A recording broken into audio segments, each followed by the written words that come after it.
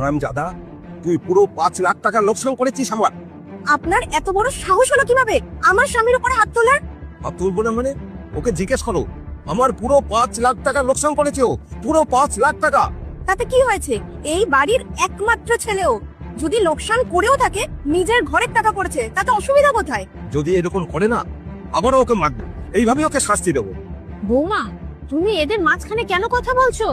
নিজের সীমার মধ্যে থেকো। আপনি চুপ থাকুন। দেখতে পাচ্ছেন না এখানে কি হচ্ছে? বাড়ি একটা জোয়ান ছেলেকে ধরে মারছে আর আপনি কিচ্ছু বলছেন না। ওর বিয়ে হয়ে গেছে, ওর বউ আছে, আর আমি এসব দেখে চুপ থাকবো না। কোনো যোগ্যতা নেই আপনার ওকে মারার। রিম্পি, তোমার এত বড় সাহস হয় কি করে বাবার সাথে এরকম ভাবে কথা বলে?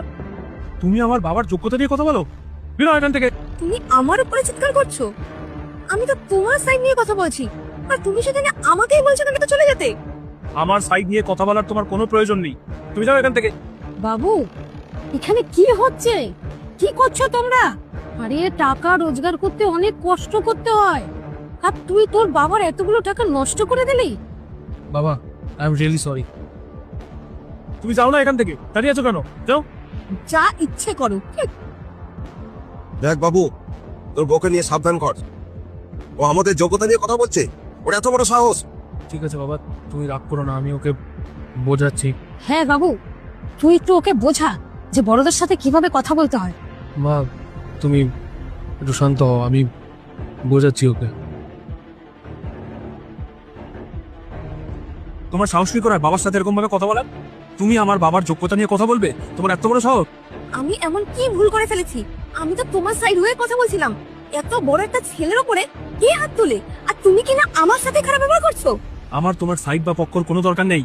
তুমি এই বাড়িতে দাঁড়িয়ে আমার বাবাকে যোগ্যতা নিয়ে প্রশ্ন করছো।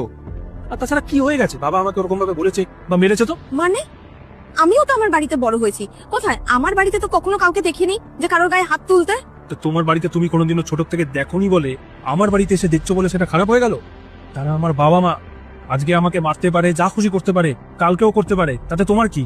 তারা দুজন আমাকে অনেক কষ্ট করে মানুষ করেছে, তাই জন্যই আমি একটা সাকসেসফুল লাইফ লিড করছি।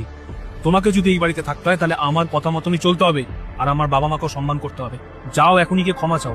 যদি ক্ষমা না চাইতে পারো তাহলে এই বাড়ির থেকে তোমাকে এখনই বের করে দেবো, আর তোমাকে ডিভোর্সও দিয়ে দেবো এক্ষুনি। সুজয়, তুমি কি বলছো এসব? একটা সামান্য এই ঝগড়াঝাটির জন্য তুমি আমাকে ডিভোর্স দিয়ে দেবে, আমাকে এই বাড়ি থেকে বের করে দেবে বলছো? হ্যাঁ, তুমি ঠিকই বলেছো। একটা সামান্য ঝগড়াই ছিল, কিন্তু তুমি সেটাকে অনেক বাড়াবাড়ি করে ফেলেছো। কেন বলো তো? তুমি আমার বাবার যোগ্যতা নিয়ে কথা বলেছো। নিজের রাগকে কন্ট্রোল করতে শেখো, তারা আমাদের গুরুজন।